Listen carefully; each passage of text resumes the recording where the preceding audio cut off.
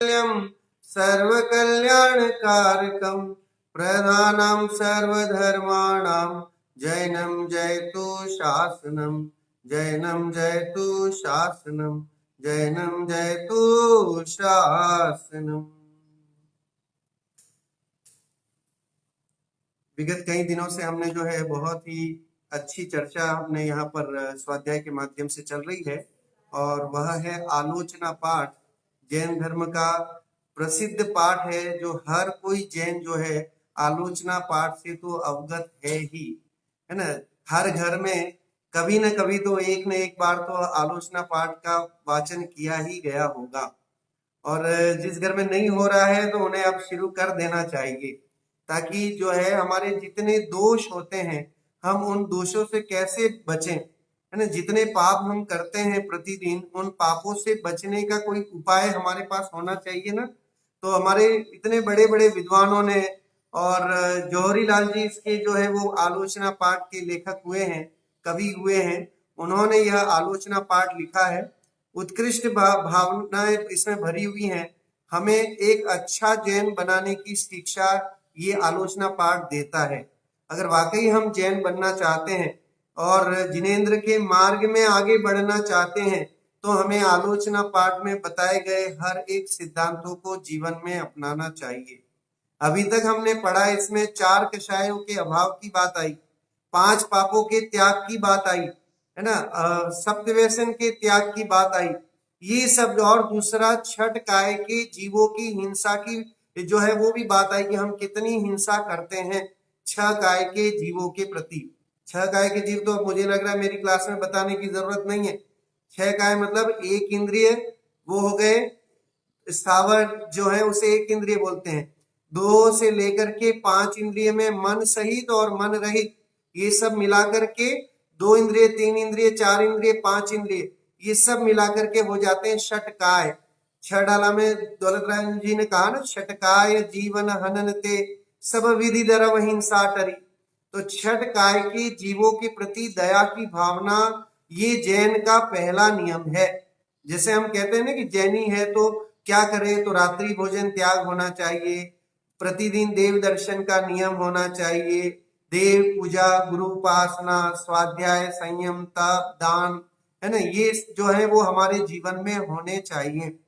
जब अगर ये सब जीवन में है तो नियम से जो है वो भव जो है वो कट जाते, भव रुक जाते हैं, भव बढ़ते नहीं है ना। पंच परावर्तन जो है वो अज्ञानता के कारण, मिथ्यात्व के कारण ही बढ़ते हैं। और मिथ्यात्व की भी बात यहाँ पर उन्होंने बहुत अच्छे से जो है वो पूरी चर्चा की।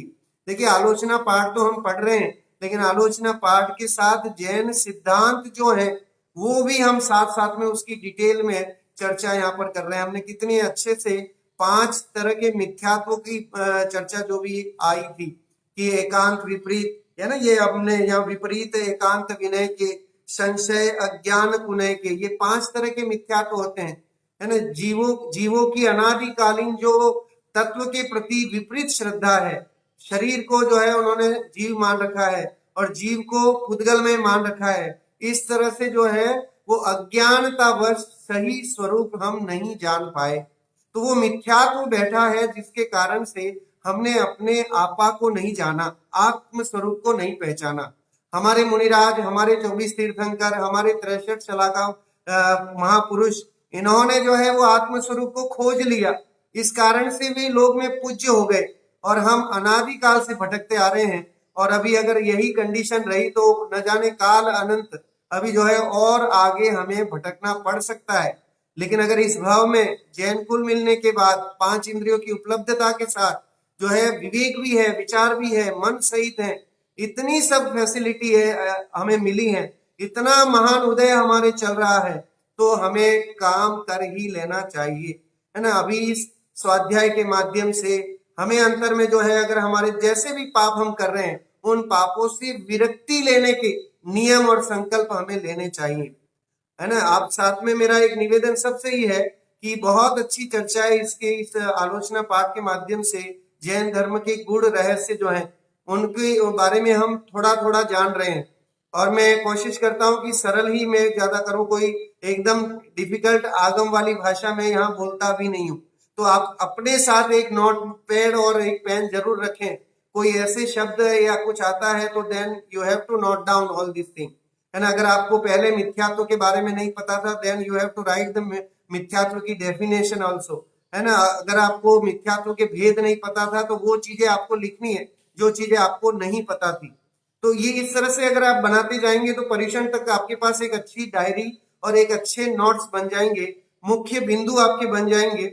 और जो अच्छे मुख्य बिंदु बनाएगा, परीक्षण के बाद जो है हम उनका देखेंगे और उसको ऑनलाइन मंगवा के या जैसी भी सुविधा रहेगी उनको हम पुरस्कार भी देंगे, है ना। पुरस्कार भी उनको दिया जाएगा जो अच्छे से, चाहे वो बच्चा हो, चाहे बड़ा हो, चाहे दादा हो, दादी हो, कोई भी हो।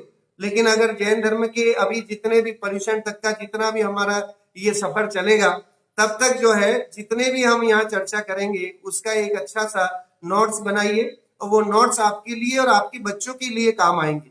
तो इसलिए भी बहुत जरूरी है कि जब भी कभी आपको वो आएगी, हाँ भाई हमने आलोचना पाठ में इन इन विषयों के बारे में चर्चा की थी, हमने 22 अभक्ष पढ़े थे, है ना। 22 अभक्ष की चर्चा आप में से कईयों के नाम नहीं पता होगा, लेकिन हमने कल जो है विशेष रूप से 22 अभक्षों की भी चर्चा की थी और बहुत ही उत्कृष्टता से ये सारी चर्चाएं यहाँ आलोचना पाठ में गर्भित हैं। चलिए आगे बढ़ते हैं। बहुत ही उत्कृष्ट विषय आज हमें लेना है। यहाँ तक तो हो गया था। दुई बीस अभग जिन गाए सो भी निश दिन भुंजाए, कछु भेदा भेद न पायो ज्यों त्यों करी उदर भरायो। 22 अभक्ष जो है बिना न्याय अन्याय कुछ नहीं सोच करके और पेट को डब्बा समझ करके उसमें भरते गए, चाहे वो जमीकंद हो, चाहे आलू प्याज, जो भी जितना भी है वो सब हम उसको पेट को डब्बा समझ के डालते गए भूख तृष्णा के कारण से। अब यहां तक तो चर्चा होगी ना, लिखा ना कछु भेदा भेद न पायो, कह रहे कि कुछ भी भेद और अभेद मैंने विवेक विचार नहीं रखा और ज्यों त्यों करी उधर भरायो, जैसे भी मिल जाए वैसे पेट भरना चाहिए, बस ये उद्देश्य रखा। तो जिसके कारण से जो है वो मन पवित्र नहीं होता है, विचारों में जो है वो पवित्रता नहीं आती है, क्योंकि जितना मन पवित्र होगा, जितने विचार अच्छे होंगे, धर्म में उतनी ही ज्यादा रुचि बढ़ेगी।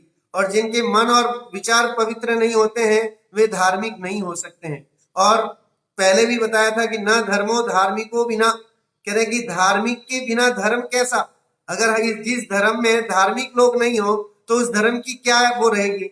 लोग जो है कितनी चिंता व्यक्त करते हैं कि हमारा धर्म जो है वो बहुत वो होता जा रहा है, क्षीण होता जा रहा है, क्षीण होता जा रहा है। किसके कारण होता जा रहा है?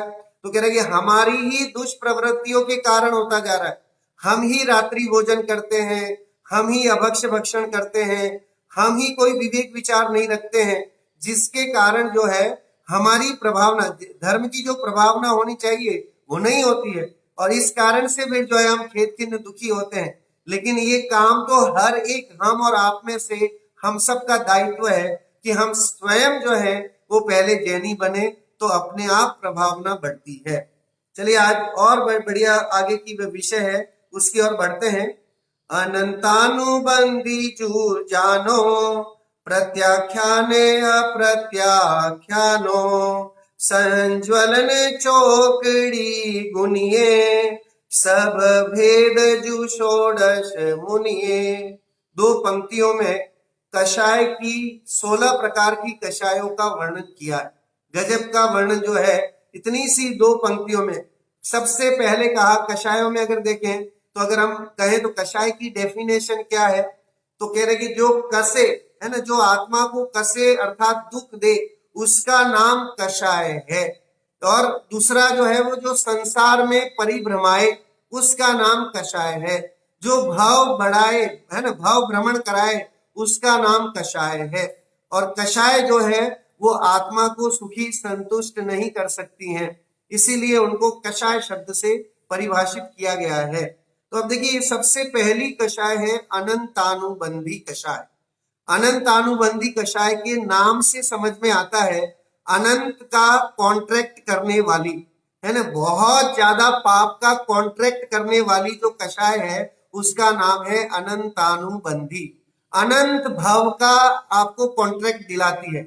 अगर अनंतानुबंधी कषाय करते हैं तो आपका इस संसार में रहना, भाव बढ़ाना, ये गारंटी है कि ये अनंत भाव को बढ़ाएगी। भाव भवांतर बढ़ाने की जो समझ लीजिए कि एक तरह से जो साधन है वो उसका नाम है अनंतानुबंधी। शब्द से ही समझ में आ रहा है बंधन करना, कर्मों को बांधने वाली अनंतानुबंधी। और शास्त्रों के हिसाब से भी देखें तो सर्वार सिद्धि में अनंतानुबंधी कषाय को परिभाषित किया, अनंत संसार कारणत्वम मिथ्यात्व दर्शनम, मिथ्या दर्शनम अनंतम। फिर लिखा है तद अनुबंधनी बंधिनय क्रोध मान माया लोभा। ये एक सूत्र जो है वो सर्वार सिद्धि जी ग्रंथ में आता है कि अनंत संसार का कारण है। अनंतानुबंधी कषाय कैसी है तो कह रहे अनंत संसार को बढ़ाने वाली है, कभी भी भाव भटकन छूटेगा नहीं अगर अनंतानुबंधी कषाय का अभाव नहीं होगा। आप सोचिए अनंतानुबंधी कषाय है तो चारों गतियों में भाव भटकन चलता रहेगा, लेकिन जैसे ही अनंतानुबंधी कषाय का अभाव होता है तो कितनी जो है कुगतियां हैं उसमें गमन रुक जाता है। उसकी चर्चा अपन और आगे करेंगे। धवलाजी ग्रंथ सबने सुना होगा नाम। सो धवलाजी ग्रंथ में भी अनंतानुबंधी कषाय के बारे में लिखा है, अनंतान भवानुबद्धम शीलम येषाम ते अनंतानुबंधीना। कह रहे कि जो अनंत भवों का अनुबद्ध कराने वाली जो कषाय है उसका नाम है अनंतानुबंधी कषाय, जो अनंत भव बढ़ाती है ना। भाव भव भटकना पड़ता है इस कषाय के कारण से। तो पहली ही जो कषाय है जिसके कारण से अनादिकाल से यह जीव भटकता हुआ आज हमें जो महान पुण्य उदय से महान दान दिए होंगे, मुनिराजों को आहार दिए होंगे, कोई ऐसे उत्कृष्ट कार्य किए होंगे जिसके फल में जिन धर्म मिला है। अब सोचिए कुंद कुंद आचार्य के पूर्व भाव में जब उन्होंने शास्त्र की रक्षा की थी तो इतने बड़े आचार्य बन गए, और हम अगर देखें हम अभी जैन बने हैं तो निश्चित ही हमारा जो है वो पास्ट बहुत अच्छा रहा होगा कि हमने कितने मंद परिणाम किए होंगे, कितने शांत परिणाम किए होंगे जिसके फल में आज हमें ये उपलब्धताएं या ये अनुकूलताएं मिली हैं। इसका विचार हमें करना चाहिए। और भी लिखा है अनंत भवों का बांधना ही जिनका स्वभाव है वे अनंतानुबंधी कहलाती हैं। तो जो अनंत भवों को बांधती है उसका नाम अनंतानुबंधी कषाय कहलाती है।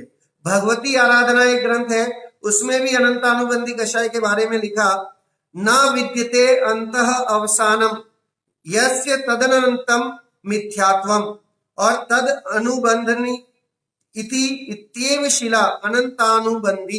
कह रहे कि न विद्यते अंत अवसानम, जिसका अंत संभव नहीं है ना, जो अंत कराएगी नहीं उसका नाम अनंत। अनंत शब्द को अगर हम देखें तो क्या मतलब है, न अंतः इति अनंतः, जिसका दी एंड नहीं है उसका नाम अनंत है। और ऐसी कषाय जिसका दी एंड नहीं है उसका नाम अनंतानुबंधी कषाय है। ऐसी कषाय जो संसार का दी एंड नहीं कराती है उसका नाम जो है वह अनंतानुबंधी कषाय है।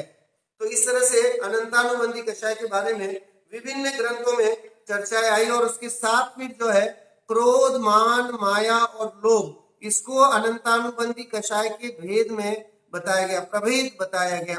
ऐसे ही चार तरह की जो कषाय हैं अनंतानुबंधी, फिर अप्रत्याख्यान, प्रत्याख्यान और संज्वलन, ये चार कषाय कही गई हैं। और इन चार कषायों के साथ जो है चार चौकड़ी जिसे हम बोलते हैं क्रोध मान माया और लोभ, तो 4 into 4 कितना हो गया तो कह रहे 16 हो जाता है, 16 हो जाते हैं। तो इस तरह से जो है ये इसमें 16 कषायों की चर्चा की। देखिए लिखा ना यहाँ, अनंतानुबंधी जो जानो प्रत्याख्यान अप्रत्याख्यानो और संज्वलन चौकड़ी गुनिये। चौकड़ी शब्द भाई क्रोध मान माया लोभ, इसको जोड़ करके गुनिये मतलब गुणा करिए, गुनिये शब्द का मतलब है गुणा करिए, मल्टीपल करिए, 4 into 4 मल्टीपल करिए, सब भेद जो षोडश मुनिये, और ये सब मिला करके 16 तरह के भेद हो जाते हैं। ये 16 कषाय जो है अनंतानुबंधी प्रत्याख्यान अप्रत्याख्यान संज्वलन इनके माध्यम से होती हैं। अब आप देखिए गोमटसार जी ग्रंथ में भी अनंतानुबंधी कषाय के बारे में लिखा है, अनंत संसार कारणत्वात् अनंतम मिथ्यात्वम अनंत भव संस्कार कालम वा अनुबंधित सद्यन्ति अत्यंत अनुबंधिन इति अनंतानुबंधी। कह रहे कि जो अनंत संसार का कारण है, अनंत मिथ्यात्व का कारण है, अनंत भव के संस्कारों को बढ़ाती है, ऐसी यह अनंतानुबंधी कषाय है। सो सबसे पहले जो प्रयास हमें करना है वह है अनंतानुबंधी कषाय के अभाव का, कि ये जो कषाय रूप परिणाम है वो अंतर में न आए और हमें जो है वो मंद परिणाम हमारे रहे, ऐसी भावना जो है उसका नाम है अनंतानुबंधी। ऐसी भावना रखें हम कि इससे जो है वो छूटे तो सम्यक्त्व की प्राप्ति होती है। आप देखिए पहली ही कषाय के अभाव के फलस्वरूप जो परिणति मिलती है उसका नाम है सम्यक्त्व, सम्यक दर्शन। सम्यक दर्शन की प्राप्ति जो है वह उसी के माध्यम से अनंतानुबंधी कषाय के अभाव, चौकड़ी के अभाव से सम्यक्त्व की प्राप्ति होती है। जिसे भी सम्यक्त्व होता है उसके अनंतानुबंधी एक कषाय का अभाव मतलब 4 कषायों का अभाव हो गया होता है। फिर अनंतानुबंधी में आप देखिए कि सिर्फ श्रद्धा का ही नाश नहीं करती, सम्यक दर्शन ही नहीं होने देती, चारित्र भी नहीं होने देती। तो अनंतानुबंधी में सम्यक श्रद्धा और चारित्र ये दोनों गर्भित हो जाते हैं और अनंतानुबंधी का अभाव होते ही चारित्र भी प्रकट हो जाता है। फिर अप्रत्याख्यानावरण कषाय जो है वो देश विरत नहीं होने देती। देश विरत मतलब व्रत नहीं होने देती। जब तक अंतर में अप्रत्याख्यानावरण कषाय का उदय है तो चाहते हुए भी, चाहते हैं हम उपवास करना, एकासन करना, व्रतादि करना, त्याग करना, लेकिन जो है नहीं हो पाता है। फिर है प्रत्याख्यानावरण कषाय, ये सकल संयम की घातक होती है, क्योंकि ये संयम को नहीं होने देती है ना, महाव्रत धारण नहीं करने देती। तो जैसे ही इसका अभाव होता है तो महाव्रत जो है वो प्रकट हो जाते हैं, मुनि दीक्षा धारण कर लेता है। पहली 2 अवस्था तक तो गृहस्थ रहता है, तीसरी कषाय के अभाव होते ही मुनि जिनेश्वरी दीक्षा धारण हो जाती कर लेता है जी, है ना। तो यहाँ पर संयम, इसके अभाव से पूर्ण संयम की प्राप्ति संभव है। और संज्वलन कषाय जो है उसमें यथाख्यात चारित्र का ये जो है वो नहीं होने देती है। इस तरह से ये चारों कषाय जो है वो आत्मा के उत्कृष्ट सुख को प्राप्त नहीं करने देती। क्योंकि आप सोचिए हम उपवास आदि क्यों करते हैं, कि उपवास तप जप ये करने का उद्देश्य क्या है, तो कह रहे कि एकमात्र आत्मा का सुख प्राप्त करना है, इसके लिए हम ये सारे जतन करते हैं, है ना। मुनिराज घर बार क्यों छोड़ते हैं, तो कह रहे एकमात्र आत्म सुख की प्राप्ति है। तीर्थंकर अपना राजपाट क्यों छोड़ते हैं, तो कह रहे एकमात्र उनको अपने आत्म सुख की प्राप्ति है, आत्म सुख की वांछा है, जो उन्हें राजमहल में नहीं मिला, जो मुनिराजों को घर द्वार में नहीं मिला, जो आप समझ लीजिए हमें और आपको जो है वो घर के अंदर रहते हुए नहीं संभव है, जिसके कारण हम जब तक उपवास आदि करते हैं। सो उस उपवास का करने का उद्देश्य एकमात्र है आत्म सुख की प्राप्ति। और आत्म सुख कैसे प्राप्त होता है, तो कह रहे हैं सम्यक्त्व की प्राप्ति से आत्म सुख की प्राप्ति संभव है। बिना सम्यक्त्व की प्राप्ति के आत्म सुख की शुरुआत हो नहीं सकती, क्योंकि सम्यक्त्व का नाम ही यही है कि जिसने आत्म दर्शन कर लिया उसका नाम सम्यक्त्व है। तो इसके लिए यह बहुत जरूरी है। ऐसी उत्कृष्ट चर्चा यहाँ, तो ये तो हो गई, आप देखिए 4 × 4 क्रोध मान माया लोभ और 4 ये 16 हो गई। फिर 9 कषाय कही गई है ना, इससे टोटल मिलाते हैं तो ये 25 कषाय हो जाती हैं। और ये 25 कषाय जिन्हें सम्यक तो होता है उनके धीरे धीरे जो मोक्ष मार्ग में आगे बढ़ते हैं, मुनिराज जो होते हैं उनके इन 2500 कषायों का अभाव हो जाता है। आगे देखिए इसमें फिर लिखा है जो 9 कषाय हैं उसका अगले पद में वर्णन किया, परिहास अरति रति शोक भय ग्लानि तिवेद संयोग पन विष जो भेद भय इनके वश पाप किए हम। और कह रहे कि ये फिर इसके बाद जो 9 कषाय हैं, हास्य रति अरति शोक भय जुगुप्सा स्त्री वेद पुरुष वेद और नपुंसक वेद, इस तरह से ये 9 कषाय हैं। 16 + 9 मिलाओगे तो 25 कषाय हो जाती हैं। और जीवन में ये 25 कषाय त्यागने योग्य हैं। आप देखिए उसमें अपन जब ने अपने चर्चा की थी 108 तरह के दोष, इससे पहले जो हमने पढ़े थे ना 108 तरह की जो दोष है, ये देखो यहाँ चर्चा आई थी 108 कहाँ पर, हाँ ये देखिए, शत आठ जू इनी भेदंते, अग कीने परिच्छेदंते, तिन की कहूं कोलो कहानी, तुम जानत केवल ज्ञानी।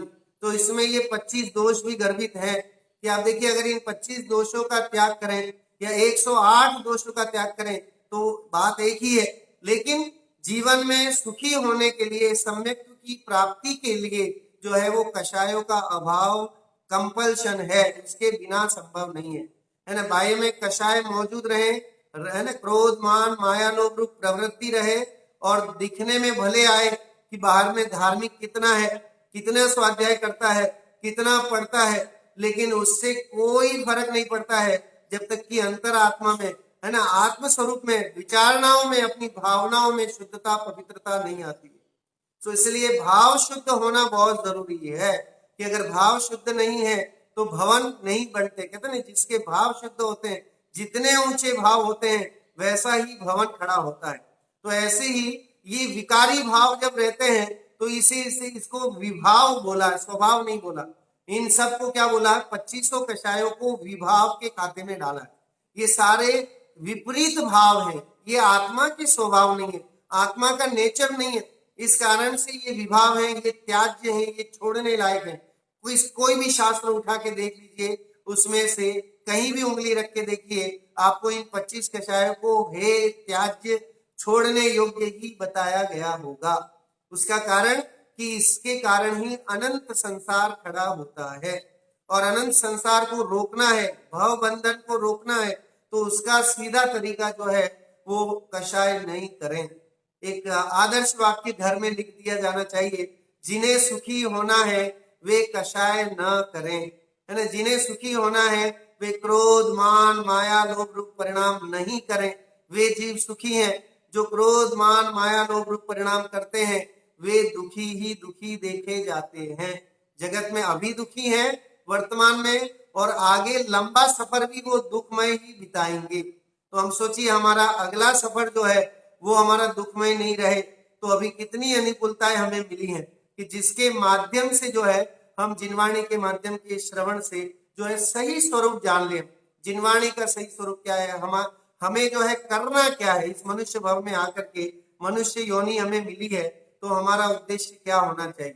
खाए खोया बह गया वैसा काम नहीं रहे कि आए, है ना, पैदा हुए, थोड़े बड़े हुए, शादी विवाह की, काम धंधे में लगे, फिर जो है वो थोड़े बूढ़े हुए, दवाइयां खाई और मर गए। इससे कुछ भी हाथ हजूर हाथ में नहीं आने वाला है। तो हाथ में तो वे है कि अगले भव की कोई तैयारी करके लेके जाएं, अगले भव हमारे जो है वो भी अच्छे बीते, हमें जो है जिन धर्म की प्रभावना, जिन धर्म का सानिध्य मिलता रहे, और हम आगे जो है मोक्ष मार्ग में बढ़ते रहें, तो हमारा जो है समझ लीजिए कि आगे ये सारा जतन जितना है, जितना पुरुषार्थ है वो कार्यकारी है। अदरवाइज तो वही है, अनादिकाल से तो वही करते आ रहे हैं, है ना। सुध परिचिदाणु भूता सर्वस्वी काम भोग बंद कहा, एयत तस्व लंबे नवरिनो विलहो विहत तस्त। कह रहे कि ये तो सब एक्सपीरियंस है, खाना पीना, रहना, घर में रहना, बिजनेस करना, नौकरी करना, शादी विवाह करना, घर चलाना, इसमें तो अनादिकाल से एक्सपीरियंस है, कोई नई बात नहीं है। ये कोई ऐसी नहीं है कि पहली बार गृहस्थी चला रहे हैं, है ना। दौलत राम जी के अनुसार तो कह रहे हैं कि कितने अनंतों बार ऐसी गृहस्थियां चला ली, इससे भी बड़े बड़े पद भी पा ली, कभी राजकुमार बन गए, कभी राजा बन गए, कहीं इतने इतने पदवियां पा ली, तो भी जो है उसमें इतने माहिर है। तो उन कामों में तो माहिर है, तो फिर क्या करना, उसके लिए ही ज्यादा जतन कर रहे हैं। जिसमें एक्सपर्ट नहीं है उसका जतन, उसका पुरुषार्थ करने लायक है, वह करना चाहिए। जो हमें नहीं आता है, जो आपको साइकिल चलाना, एक बार जब आप साइकिल पहली बार सीखते हैं तो बड़े, देखो आप कैसे सीखते हैं, है ना, किसी को साथ में ले जाएंगे, बड़े डरे डरे डरते डरते जो है वो साइकिल सीख लेते हैं। जब आप एक बार सीख लेते हैं तो फिर कोई सिखाने आता है, फिर बार बार सीखते हो क्या उसको कि भाई अब मेरे को फिर से साइकिल सिखा दे, कोई नहीं सीखता। तो ऐसे ही आचार्य श्री और ये सब बोल रहे हैं, कह रहे हैं कि जिनवाणी कह रही कि तुम उसमें माहिर हो, बार बार उसकी क्यों प्रैक्टिस करते हो, बार बार वही गृहस्थी सजाने की क्यों अभ्यास करते हो, ये तो तुमने पहले से सिखा सिखाया है।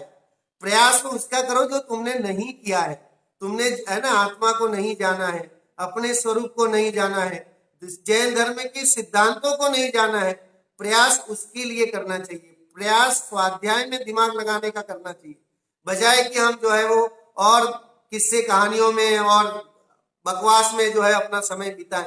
इससे बढ़िया है कि ऐसी ये चीजें, अद्भुत चीजें जो है वो तीर्थंकर की देशना से गणधरों ने गूंथी और गणधरों के माध्यम से जो है आचार्यों तक पहुंची।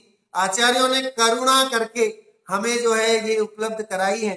और इतने उपलब्ध जिनागम जो है, आप सोचो हमारी तो आयु और आपकी और हमारी आयु कितनी होगी, इससे अगाध तो जिनागम है। अगर पूरा भी पढ़ेंगे तो उम्र कम पड़ेगी, आप उतने जिनागम को पढ़ भी नहीं पाओगे। उतना उपकार उन्होंने जो है किया है, और उसमें भी कितने उपलब्ध हैं और कितने नहीं है ना, बड़े बड़े विद्वानों ने। और सबसे बड़ी बात जैन आचार्यों की, जैन विद्वानों की, कि वे आत्मश्लाघा से दूर रहते थे। उन्हें नाम और चाम का कोई मतलब नहीं था कि जो है भाई मेरा नाम हो। कुंद आचार्य ने, उमा स्वामी भगवान ने, किसी ने ये नहीं सोचा होगा कि मेरा नाम जो है वो 2000 साल तक जो है लिया जाता रहेगा। बड़े निर्मोही होकर के, हम पर उपकार की भावना करके, जंगल में उन ताड़ पत्रों को गोद गोद करके, और वो तत्वार सूत्र लिखा गया होगा, वे पंच परमागम लिखे गए होंगे। आप सोचिए कितना उपकार है उनका। उस उपकार को नहीं भूलना चाहिए। और उस उपकार को नहीं भूलने का तरीका क्या है, तो कह रहे हैं कि उसके लिए उन्होंने जो बताया, जितनी मेहनत की है, उसके अकॉर्डिंग हम उन्हें एक बार खोल के तो देखें क्या लिखा है आखिर माँ जिनवाणी में। उसका स्वाध्याय, उसका पठन बहुत जरूरी है। देखिए जो स्वाध्यायी होते हैं वे जरूर ही मंद कषाई भी होते हैं। कषाय रहती, मैं ये नहीं कहता हूं कि निष्कषाई होते हैं, लेकिन मंद कषाय रूप परिणाम होते हैं। जिस घर में स्वाध्याय की प्रवृत्ति होती है उस घर की विचार धारणा ही डिफरेंट होती है। वो घर ही आपको अलग दिखेगा। वहां पर आप जीवों के प्रति दया की भावना होगी, वहां पर विवेक विचार होगा जिस घर में स्वाध्याय होगा।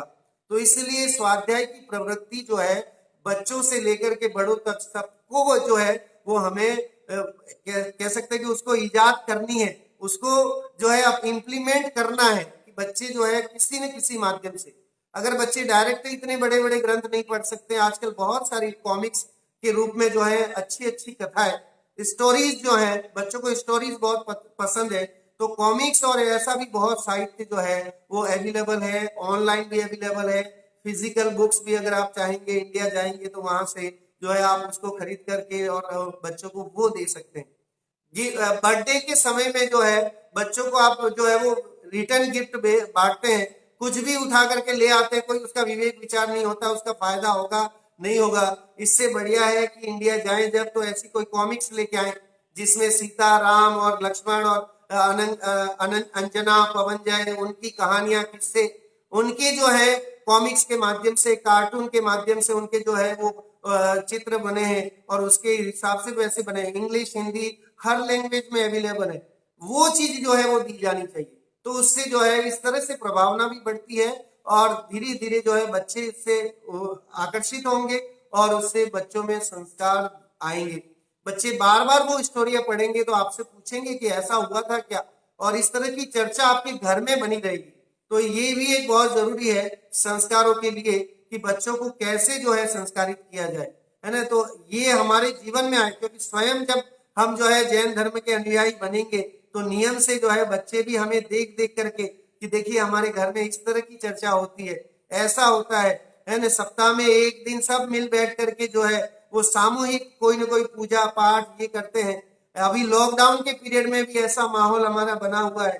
तो ये देख करके नियम से जो है संस्कारों में कमी नहीं आने देना चाहिए, चाहे वो घर से निकल पा रहे हो नहीं निकल पा रहे हो, लेकिन इससे ज्यादा संस्कार मिलने चाहिए। मैं तो कहूंगा कि कोरोना के कारण आज सोचिए कि इस अगर ये नहीं होता तो पूरे इंडिया से और न जाने कहां कहां से हम लोग जुड़ करके और स्वाध्याय कर रहे हैं। पहले हम यहाँ रहते थे तो मुश्किल से 2 4 10 लोग फ्राइडे को आ पाते थे, लेकिन अब जो है भले ऑनलाइन के माध्यम से ही सही, लेकिन आज जो है वो इंडिया के कोई पुणे से, कोई अहमदाबाद से, कोई कहीं से, मुंबई से जुड़ा है, तो सब, और यूएई से भी कितने सारे जुड़े हुए हैं। तो ये एक अच्छा मौका है, अवसर है, जिसमें हमें जो है स्वाध्याय करके इन स्तुतियों के माध्यम से जो है अपने जीवन को सुखमय बनाए, और साथ में कैसे हम धार्मिक बने, इसकी अभ्यास, इसका प्रयास हमें करना है। चलिए आगे बढ़ते हैं। परिहास मतलब हंसना भी एक पाप है, गुनाह है। देखिए जैन धर्म ही ये बताता है, अन्य धर्मों में आपको कहीं भी हास्य को भी कषाय नहीं कहा गया है, लेकिन यहाँ पर हास्य भी कषाय में गिनी गई है। हमारे जो जिनेंद्रों की मूर्ति होती है ना, प्रतिमा जिसे बोलते हैं हम, तो वो प्रतिमा कैसी होती है, तो कह रहे सौम्य मुद्राधारी होती है, हास्य नहीं होता है, सौम्य मुद्रा के धारी होते हैं, और नासाग्र दृष्टि होती है कि नाक के अग्रभाग में देख रहे होते हैं। इसका मतलब वो प्रतिमा इंगित कर रही है कि हमें आत्म स्वरूप को देखना है, अपने स्वरूप को देखने से सुख की प्राप्ति होती है ना। पर द्रव्य को देखने से, दूसरों को देखने से सुख नहीं आ सकता है। पड़ोसी को झांकोगे तो नियम से दुखी होगे, लेकिन अपने वैभव को देख करके संतोष धारण करोगे तो सुखी रहोगे। और अगर उसमें भी जो है वो तृष्णा और कषाय रूप परिणाम रहेंगे तो वहां भी दुख ही रहेगा। तो शरीर अपना कैसा है, तो कह रहे पड़ोसी है। तो हमने क्या किया है, शरीर को अपना माना है, तो अभी तक अनादिकाल से पड़ोसी की ओर जाग रहे हैं। हमारा डाइवर्जन कहाँ है, तो कह रहे पड़ोसी की ओर। तन उपजत अपनी उपज जान, तन नशत आपको नाशमान। कह रहे कि शरीर के उत्पन्न होने पे मैंने ये मान लिया कि मैं उत्पन्न हुआ, शरीर के नाश होने पे मैं मर गया, इस तरह की भावना, ऐसा सोचना, ये मिथ्यात्व है। और ये मिथ्यात्व सबसे बड़ा पाप है ना, जिसके कारण भवांतर अनंतानुबंधी बढ़ती है। आप सोचिए मिथ्यात्व के कारण ही अनंतानुबंधी है, अनंतानुबंधी का एग्जिस्टेंस मिथ्यात्व के कारण है, उल्टी मान्यता के कारण। और जब उल्टी मान्यता निकलती है तो अनंतानुबंधी के जो है वो पकड़ जो है वो ढीली पड़ जाती है और फिर सम्यक्त्व की प्राप्ति होती है। चलिए, सो परिहास अरति, किसी की घृणा करना ये भी पाप का कारण है।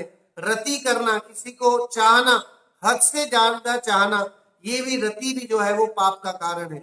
शोक, शोक भी जो है वो अनंतानुबंधी कषाय का कारण है, पाप का कारण है। आपका प्रिय है ना, इष्ट के वियोग के समय शोक करना, ये पाप का कारण है। आप जितना ज्यादा विलाप करेंगे उतना ही आप जो है वो आर्त और रौद्र रूप परिणाम धारण करेंगे, भाव धारण करेंगे, और ऐसे ध्यान से जो है वो ये कषाय ही बंधती, अनंतानुबंधी कषाय ही बंधती है। भय होना, ग्लानि होना, ये त्रिवेद संयोग, और त्रिवेद मतलब पुरुष वेद, स्त्री वेद और नपुंसक वेद, इसको त्रिवेद एक साथ ले लिया है। तो इसलिए देखिए परिहास, हंसना, अरति किसी के प्रति घृणा करना, द्वेष करना, और रति राग करना, शोक करना, और भय रखना, ग्लानि होना, और पुरुष वेद, स्त्री वेद और नपुंसक वेद, इनके संयोग से पन विष मतलब 25 जो भेद भय इम, ये 25 भेद हो गए हैं। इनके वश पाप किए हम, इन 25 कषायों के वश में होकर के जीव अनादि काल से पाप करता आ रहा है। और इन पापों के फल में जो है वो भव भ्रमण, 4 गति 84 लाख योनि में भ्रमण का कारण अगर कोई है तो ये 25 तरह की कषाय ही हैं, है ना। कषाय मतलब जो आत्मा को कसे, आत्मा को सुखी नहीं होने दे, आत्मा के सही वैभव को प्रकट नहीं होने दे, इसका नाम कषाय है। चलिए आगे बढ़ते हैं। निद्रावश शयन कराई, सुपने मदि दोष लगाई, फिर जागी विषय वन धायो, नानाविध विष फल खायो। फिर क्या किया कि निद्रावश शयन कराई, निद्रा के वश में होकर के सोता रहा, गाफिल निद्रा में सोता है ना। तो ये उसमें भी आता है कि मोह के वश होकर के और बेचैन पड़ा सा, जैसे वो शराबी होता है और शराबी पी करके मतलब शराब पी करके उसे कुछ भान ही नहीं रहता है कि वो कहाँ है, कीचड़ में पड़ा है, गड्ढे में पड़ा है कि कहाँ है, ये कोई विवेक विचार नहीं रहता है। माँ को भी पत्नी बोल देता है, पत्नी को माँ बोल देता है, इस तरह का कोई विवेक विचार नहीं रहता है। तो निद्रावश शयन कराई, शयन सोता रहा, सुपने मदि दोष लगाई, और सपने में भी मैंने ऐसे बुरे बुरे खोटे खोटे सपने देखे, क्योंकि अंतर में राग रूप परिणति है, ईर्ष्या है, क्रोध है, मान है, मायाचारी है, तो सपने भी वैसे ही आते हैं। जैसा सोचते हैं वैसा ही तो मन काम करेगा ना। हम बार बार जिस तरह की भावना करेंगे वैसी ही सिचुएशन हमारे साथ बनती जाती है, वैसी ही कारमान वर्गणाएं जो है वो बनती जाती हैं जैसे जैसे हम परिणाम करते हैं। परिणामों का सब खेल है। देखो शास्त्रों में कई बार आता है कि ये सब भावों का खेल है, परिणामों का खेल है, इसलिए हमें परिणाम संभाल कर रखना चाहिए। हम क्या बोल रहे हैं, कहाँ बोल रहे हैं, इसका विवेक विचार रखना चाहिए। हित मित प्रिय हमें बोलना चाहिए, कभी कठोर निंद्य वचन नहीं बोलना चाहिए, अप्रिय और सत्य है तो भी नहीं बोलना चाहिए। इसकी चर्चा अपन मेरी भावना में भी कितनी उत्कृष्टता से हमने की है वहां पर। तो अंतर में जो है सपने में भी ऐसे ही काम, क्योंकि बाहर बाहर में जागृत अवस्था में भी क्रोध मान माया लोभ परिणति है, तो सपने में भी वही दिखता है। और जिसकी धर्म में प्रवृत्ति होती है तो सपने में भी उसे ऐसा दिखता है कि मैं नंदीश्वर में हूँ, मैं सुमेरु पर्वत पर हूँ, मैं पांडु शिला में जो है वो भगवान का अभिषेक देख रहा हूँ। ऐसी सपने किसी को नहीं आते। उसका कारण क्या है? क्योंकि सोचते ही नहीं ऐसा, ऐसी परिणति नहीं रखते हम, ऐसी विचार धारणा नहीं होती। इसलिए जैसा सोचे है ना, हम जैसा विचार थिंकिंग प्रोसेस करते हैं उसी तरह से जो है वो वस्तु व्यवस्थाएं बनती जाती हैं। अगर हमें लगे कि हमें जिन धर्म में आगे बढ़ना है, मोक्ष मार्ग में बढ़ना है, बार बार ये चिंतन करें तो नियम से वो दिन जो है वो पास आएंगे। ऐसे संयोग मिलेंगे आपको कि अपने आप धार्मिक लोग आपसे ज्यादा जुड़ते जाएंगे। और जहां आपको खाने पीने में, राग रंग करने में, उसमें मजा आएगा, तो वैसे ही लोग जुड़ते जाएंगे आपको।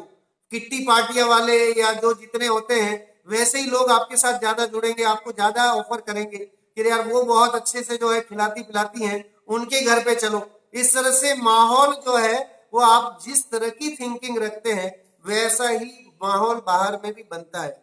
एक जो है द सीक्रेट करके एक बुक मैंने बहुत पहले पढ़ी थी, इंग्लिश की बुक है और हिंदी में भी वो बहुत छपी है, द रहस्य करके। उसमें जो राइटर है उसने ये चीजें जो है जैन धर्म की इस सिद्धांत को, हालांकि उसको जैन धर्म नहीं पता होगा, लेकिन इस सिद्धांत को उसने कहीं न कहीं जो है वो रिकनेक्ट करके वहां उसने लिखा कि भाई जो जैसा सोचता है उसके साथ वैसा ही होता है।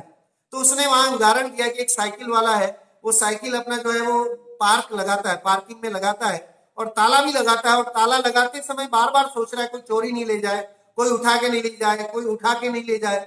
बार बार वो ऐसी थिंकिंग कर रहा है, नेगेटिविटी। सो नेगेटिविटी करके वो ऊपर ऑफिस में अपने काम वाम करने के लिए जाता है। जब वो वापस नीचे आता है तो साइकिल नदार, साइकिल जो है वो गायब हो जाती है। तो इस तरह से अगर जितनी हम नेगेटिविटी रखेंगे, है ना, नेगेटिविटी सोचेंगे, तो वैसे ही समझ लीजिए कि संयोग बनेंगे।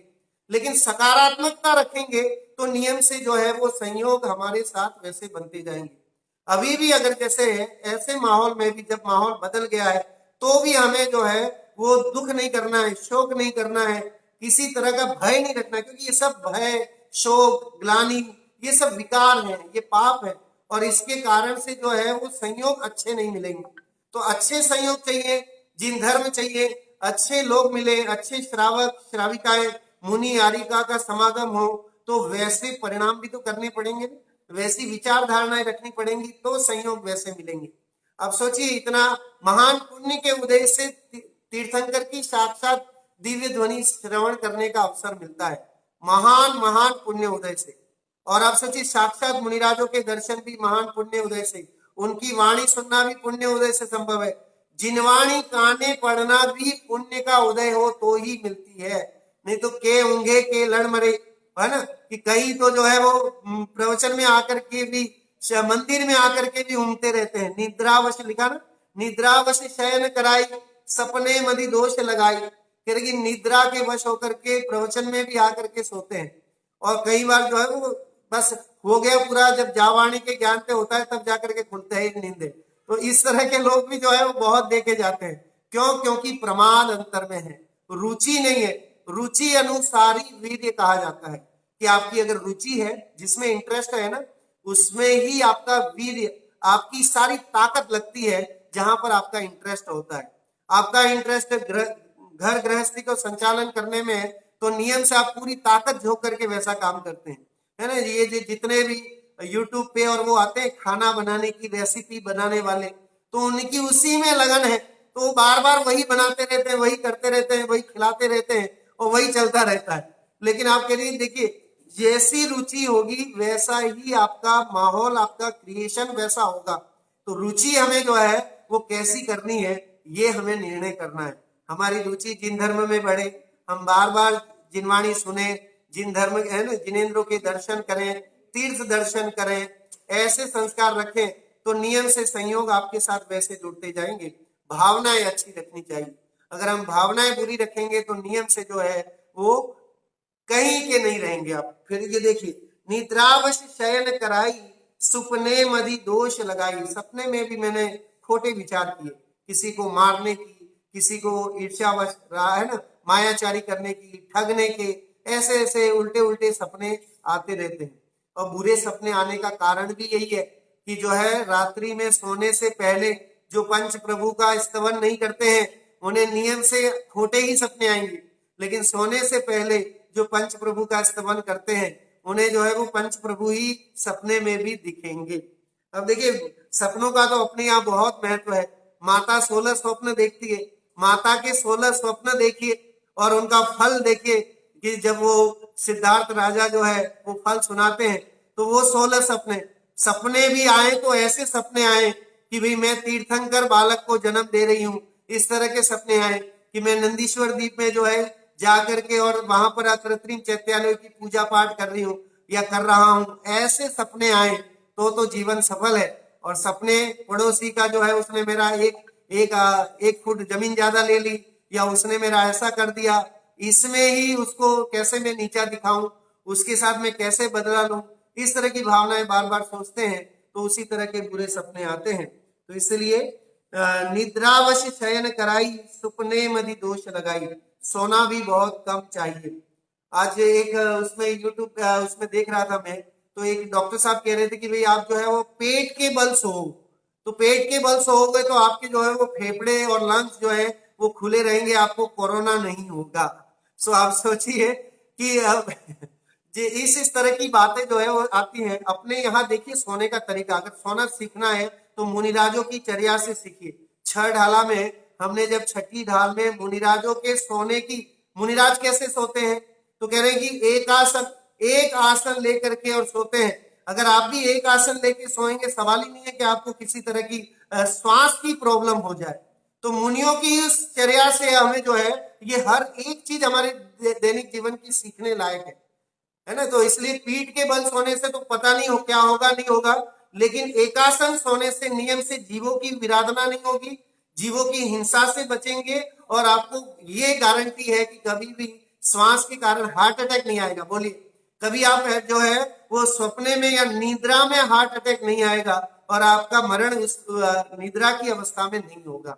तो ये हमें मुनिराजों की उस चर्या से सीखने को मिलता है। अब सोचिए, जहां जहां हमें जो भी बातें ऐसी मिलती हैं उन्हें हमें ग्रहण करना चाहिए और जीवन में अपने फॉलो करना चाहिए कि हम कैसे अपने इन जैन धर्म के सिद्धांतों के माध्यम से, कल जो चर्चा की थी पूरी गृहस्थी की, खाना पीना बनाने से लेके खाना खाने तक, पेट में जाने तक की उसकी जो है वो पूरी व्यवस्था जो है वो पूरी अहिंसात्मक होनी चाहिए, है ना। अनछना जल नहीं पीना, छान करके जल का उपयोग करना, ये सब जीवन में हमारे होगा तो नियम से आयु भी बढ़ेगा और सुखद जीवन होगा, धर्ममय जीवन होगा, शांत परिणामों से मरण होगा और नियम से अगले भव में सुगति की प्राप्ति संभव है और परंपरा से फिर जो है वो मुक्ति की प्राप्ति भी संभव है।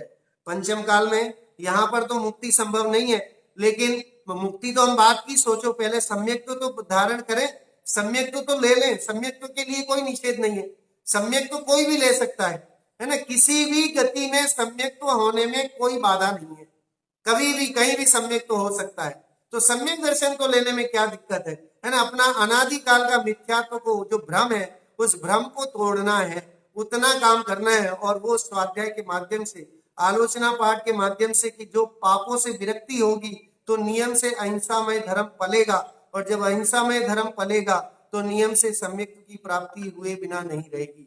तो ये परंपरा है जिसके माध्यम से ये सारी चीजें संभव होती हैं। फिर जागी विषय वन धायो, बहुत बढ़िया बात लिखी कि जब जागा, नींद से जागा तो मैंने क्या किया कि विषय रूपी वन में धायो, धायो मतलब दौड़ा, विषयों को भोगने में मैं, है ना, रफ्तार लगाई मैंने, जितने भोग भोग सकूं वो सब भोगने के लिए मैंने जो है वो रफ्तार लगाई।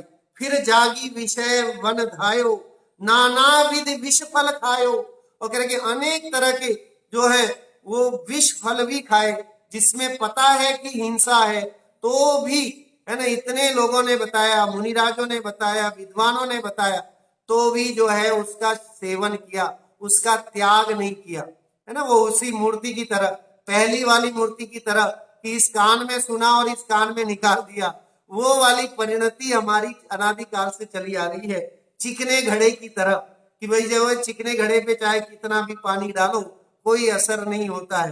तो वैसी स्थिति हमारी रही है। कह रहे कि जब जागा, में निद्रा से जागा, तो मैंने क्या किया कि विषय रूपी वन में दौड़ लगाई, सारे विषयों को भोग लूं। आप देखिए भोगने की क्षमता तो बहुत कम है, कितना भोग पाएंगे, लेकिन आसक्ति कितनी है, तो कह रहे आसक्ति बहुत ज्यादा है। आसक्ति को दो हाथ फैला दें तो भी जो है वो नहीं आती है, और हमारी क्षमता कितनी है कि कितना भोग पाएंगे। तो कह रहे मुश्किल से 50 साल के बाद तो जो है डॉक्टर कह रहा है मूंग दाल पीजिए, या ऐसी जो है वो बिना घी की रोटी खाइए, या फिर जो है वो चावल मत खाइए, और ये सारी चीजें जो है वो डॉक्टर भी आपको डरा देगा कि भाई अब ये खाओगे तो सीधे ही जो है वो स्वर्ग सिधार जाओगे, तो ये सब छुड़वा देगा।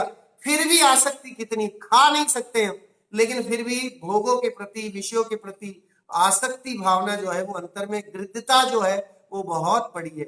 और वो गृद्धता पड़ी होने का कारण जो है कहीं न कहीं ये कषाय भाव, विकारी भाव मौजूद है ना। स्वाध्याय रूप सही स्वरूप को नहीं जानना, यही एक सबसे बड़ा कारण है। अब सोचिए, दर्पण तो चमकीला ही है, दर्पण का स्वभाव तो प्रतिबिंबित कराना ही है, लेकिन उसके ऊपर अगर कोई चूना गारा लगा दे तो उसमें दोष दर्पण का थोड़ी है। दर्पण क्या करे बेचारा, आपने उसको पोत दिया किसी वार्निश से या उससे, लेकिन दर्पण का तो अपना स्वभाव है कि वो तो जब वो वार्निश हटेगा, वो गारा जो भी है मिट्टी हटेगी, तो वो अपने स्वभाव को, वो तो अंदर में भी वही काम कर रहा है और दिखाएगा। बाह्य में जो है हमें दिखता है कि हाँ अब प्रतिबिंबित करा रहा है, अब दिखा रहा है, अब झलका रहा है। तो ऐसा झलकन कब आएगी, तो कह रहे कि जब ये 25 कषाय रूप परिणति जो है वो हटेगी, तो अपने आप आत्मा जो है अपने वैभव के साथ दिखाई देगा। और ये अनंत मुनिराजों को दिखा है, तभी तो वो अनंत सिद्ध, मतलब सिद्धालय में अनंत सिद्ध, अनंत सिद्ध विराजमान है। तीर्थंकर तो 24 ही होते हैं, लेकिन सिद्ध शिला में कितने जीव हम बोलते हैं, अनंत सिद्ध, है ना, सिद्धेभ्यो अर्घ्यम निर्वपामिति स्वाहा, तो हम कितने अनंत सिद्ध। तो ये अनंत सिद्ध कहां से आ गए, तीर्थंकर तो 24 ही होते हैं। तो कह रहे बाकी के मुनिराज भी तो उग्र तपस्या करते हैं, बाकी के जो सामान्य जीव होते हैं वे भी 25 कषाय का जब अभाव करते हैं और स्वरूपाचरण चारित्र की लीनता बढ़ाते हैं, तो जो है फिर वहां शुक्ल ध्यान की जो है अग्नि के माध्यम से क्या करते हैं, 4 घातिया कर्मों का क्षय करते हैं और अरहंत और सिद्ध पदवी को प्राप्त करते हैं। तो ये एक तरीका है महासुखी होने का, निराकुल सुखी होने का, पूर्ण सुखी होने का। जीवन में कषाय नहीं होगी तो लौकिक सुख भी मिलेगा, आप निराकुल रहेंगे। अगर मायाचारी नहीं है तो कोई टेंशन नहीं रहेगी, झूठ नहीं बोलोगे तो एक झूठ को छुपाने के लिए 100 झूठ और दूसरे बोलने पड़ते हैं, तो वो भी जो है हमें उनसे बचेंगे।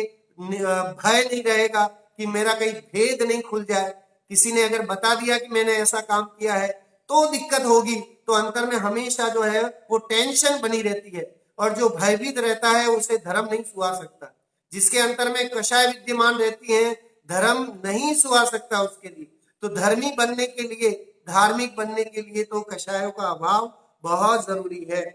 निद्रावश शयन कराई, सुपने मदि दोष लगाई, फिर जागी विषय मन धायो, नाना विधि विष फल खायो। और अनेक तरह के जो है वो फल, है ना, वो फल कैसे हैं, तो विष फल कहा उसे, है ना। जैसे तलवार पर अगर शहद लगी हो तो वो शहद को चाटने वाले की जीभ कटेगी ही कटेगी, नियम से कटनी है। तो ऐसे ही सांसारिक भोगों को जिनवाणी में जो है तलवार में लगी हुई उस शहद की तरह बताया है कि नियम से जो है वो पाप के कारण है और नियम से ये हमें भव भव घुमाने वाले हैं, भटकाने वाले हैं इन विषय भोगों में रह करके।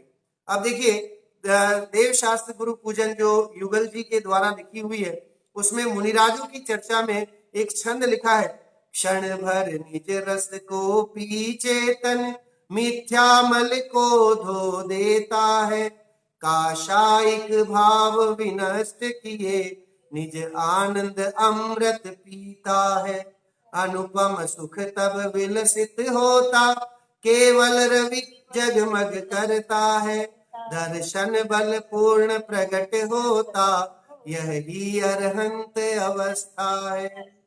सो यही इसमें पूरा कह सकते हैं निचोड़ दे दिया है ना। आराधना पाठ का भी ये निचोड़ है, क्षण भर निज रस को पी चेतन मिथ्या मल को धो देता है। मिथ्यात्व के रूपी मल को धोने के लिए आत्मा के क्षण भर के आनंद को रसास्वाद करना ही काफी है, या मिथ्यात्व का जैसे ही अभाव होगा तो आत्मा का रस जो है वो आनंद जो है वो प्रकट हो जाएगा। क्षण भर निज रस को पी चेतन मिथ्या मल को धो देता है, काशाइक भाव विनष्ट किए निज आनंद अमृत पीता है। कह रहे कि जब कषाय रूपी भाव जो है, काशाइक भाव मतलब 25 तरह की कषाय रूप परिणाम, ये कषाय रूप परिणाम अनंतानुबंधी रूप जो परिणाम है उनका जब अभाव होता है तो आनंद के झरने झरते हैं, है ना। आत्मा का जो आनंद है वो दिखता है, उसका आनंद, उसको जो है वो कुंद आचार्य ने कहा है, मैं हाथ में रख करके आंवले की तरह आपको दिखाना चाहता हूँ। उन्होंने तो दिखाने की भी प्रतिज्ञा कर ली, बोलिए इतना उपकार और कौन करेगा। कुंद आचार्य ने समय सार जी ग्रंथ में कहा कि मैं आपको आत्मा जो है हाथ में रखे हुए आंवले की तरह दिखाता हूँ, एक बार आओ तो सही, सुनो तो सही, है ना। छलम न घेतव्यम, छल ग्रहण मत करना, लेकिन जिन मार्ग में सच्चा सुख चाहिए तो छल ग्रहण मत करना, छलम न घेतव्यम, ये वहां उन्होंने लिखी युक्ति कि कभी भी छल ग्रहण नहीं करना। जो बात बताई है जिनवाणी में उसका सही सही भास करके, सही स्वरूप समझ करके अपना भी दिमाग लगाना, अपनी बुद्धि लगाना कि ये सच्चा है कि नहीं है, ये सही है कि नहीं, ये जो बात बताई जा रही है ये सही है कि नहीं, मेरे उपयोगी है कि नहीं, मेरे आत्मा के कल्याण स्वरूप है कि नहीं, क्या इनको मैं जीवन में अपनाऊं तो मैं मेरा आत्म कल्याण होगा कि नहीं, इसका विवेक विचार करके परीक्षा करके then you have to follow this. फिर उसमें कहीं फिर जो है वो हमें डाउट या कंडीशन की स्थिति, संदेह की स्थिति नहीं रहनी चाहिए। चलिए, फिर जागी विषय मन धायो नाना विध विष फल खायो, आहार विहार निहारा इनमें नहीं जतन विचारा। कह रहे कि मैंने आहार में, खाने में कोई ध्यान नहीं रखा, है ना। सामूहिक भोजन है तो भी खा लिया, नॉनवेज बना है तो भी वहां खा लिया, और मैं तो नहीं खाती लेकिन चलो ठीक है जैसा भी बन गया वैसा भी खा लिया। तो इस तरह से आहार में कोई विवेक विचार नहीं, विहार में चलने गमन में आना जाने में कोई विवेक विचार नहीं, निहार में उसमें भी हमने कोई विवेक विचार नहीं रखा, इनमें नहीं जतन विचारा, बिन देखी धरी उठाई बिन सोधी वस्तु जी खाई। अगर बिना देखे कहीं भी कुछ भी उठा लेते हैं, कहीं भी पटक देते हैं, टेबल है तो घसीट के खींच रहे हैं, तो उससे कितने जीवों की हिंसा हो जाती है। अगर आप चौका लग रहा हो, मुनिराज आहार कर रहे हो और आपने टेबल घसीट के खींच ली तो अंतराय पड़ जाता है और वे भोजन छोड़ के चले जाते हैं।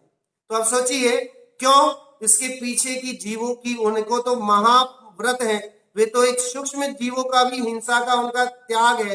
तो अगर आपने वहां पर ऐसे किसी टेबल को और ऐसे खिंचका के, या कोई आपकी कढ़ाई वढ़ाई खिंचका के, है ना, जो ऐसे घसीट के ले ली तो वहां अंतराय आ जाएगा। तो ऐसे अंतराय हमारे घर में भी आने चाहिए। जब भी हम कहीं सोफा कहीं कुछ खींच रहे हैं तो देखें कि वहां पृथ्वी का एक जीव, धरती पर भी कहीं ऐसे जीव होते हैं, उन जीवों की हिंसा का दोष भी लगता है। बड़े सावधानी से हर वस्तु को उठाना रखना, कहीं जीवों की विराधना नहीं हो जाए।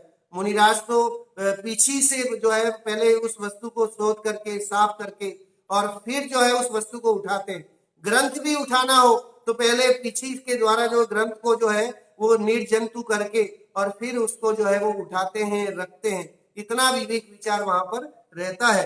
लेकिन हमने बिना विवेक विचार के जो है मर्जी आए तब कभी भी कुछ भी उठा लेते हैं, कहीं पटक देते हैं, तो उसका दोष हमें लगता रहता है। बिन शोधी वस्तु जी खाई, और बिना शोध किए, शोधना मतलब अच्छी तरह से देख करके खाना, बिना देखे ही खाएं तो उसका दोष लगता है। मखाने हैं तो डायरेक्ट तेल में डाल दिए तो दोष है, क्योंकि सौदा नहीं। काजू है तो उसके 2 पीस नहीं किए तो अंदर वहां पर कोई तिरुला, कोई त्रस जीव वहां पर हो सकता है। तो हर ऐसी द्विदल वाली चीज उसको जो है वो उसके 2 भाग करके उसको शोध करके सही है कि नहीं। मार्केट से अगर आपने थैली में दालें वगैरह लाए और सीधे जो है डब्बे में डाल दी और डब्बे से सीधे धोने में डाल दी और धो करके सीधे कुकर में चढ़ा दी, आपने अंदर देखा भी नहीं कि उसमें कोई तिरुला, कोई जीव या था या नहीं था, तो ये कहलाता है अनशोधा, बिना शोधा। खाना बने तब भी, बनते समय भी हर एक चीज को शोध करके बनाना। भिंडी बनाते हैं तो ऐसा नहीं कि खच खच उसको जो है वो उसके पीसेस कर दिए जाए। भिंडी को भी जो है बनाने का माताएं बहनें जानती है, सब एक्सपर्ट है, लेकिन अहिंसा विधि के माध्यम से भिंडी को बहुत शोध करके उसको जो है बीच से है ना, पहले थोड़ा सा 2 फाड़ करके देख लिया जाए कोई जीव जंतु तो नहीं है। पूरा ही ऐसा भी नहीं करना है कि वो बीच में से भी कहीं कोई जीव हो तो मर जाए और वो चाकू से कट जाए। तो ये बहुत सावधानी ऐसी है। हरी मिर्च है, डायरेक्ट अगर हरी मिर्च खाते हैं तो वो अभक्ष्य है एक तरह से, क्योंकि आपने उसको शोधा नहीं। उसकी भी जो है सावधानी से 2 पीसेस करके फिर उसके अंतर देखना कि कोई ऐसा, क्योंकि हरी मिर्च में आप देखेंगे हरी हरी रंग के ही जीव जंतु दिखते हैं और वो पता भी नहीं पड़ेगा आपको, ऐसे जंतु होते हैं। टमाटर के जब पीस करते हैं तो टमाटर में भी कई बार लाल लाल तरह की इल्लियां होती हैं, ये एकदम वाइट तरह की होती हैं, आप और हम देख नहीं पाते हैं। तो बहुत सावधानियां इन चीजों में रखनी चाहिए, क्योंकि अगर वहां पर अविवेक है तो उसका पाप तो लगता ही लगता है। बनाने वाले को भी लगता है, खाने वाले को भी लगता है, सबको लगेगा। तो हम सोचते हैं कि हमें हमें पाप क्यों हो रहा है, तो ये अनजाने में तो इतने पाप हमारे प्रतिदिन हो रहे हैं और उन पापों का हमें जरा भी सॉरीनेस, कोई खेद खिन्नता अंतर में है नहीं। तो फिर पाप बढ़ेंगे कि नहीं बढ़ेंगे, फिर संसार भ्रमण बढ़ेगा कि नहीं बढ़ेगा। तो कह रहे कि इसीलिए बढ़ रहा है। तो कह रहे कि जब जीवों के प्रति दया की भावना आएगी, थोड़ा विवेक विचार आएगा कि कैसे जीवन में जीना, और ये सब चीजें जिन्हें अगर आप शोध करके खाने से जो है हमारी जो है इसके आयु भी बढ़ती है, अभी भी इस जीवन में भी सुख शांति मिलेगी, कोई बीमारियां नहीं होंगी, डॉक्टर के पास भटकना नहीं पड़ेगा, और साथ में धर्म, मेन तो हमारा धर्म करना है, लेकिन साथ में ये सारी एडवांटेज भी हमें सहजता से मिल जाते हैं। तो इस तरह से अपने इस आराधना पाठ के माध्यम से उत्कृष्ट आचरण को हम जीवन में अपनाएं, कोशिश करें जितना हम जीवन में कर सकते हैं उतना हम विवेक विचार रखें और अपना जीवन आनंदमय बनाएं। इसी मंगल भावना के साथ बात को विराम देता हूं। जय जी।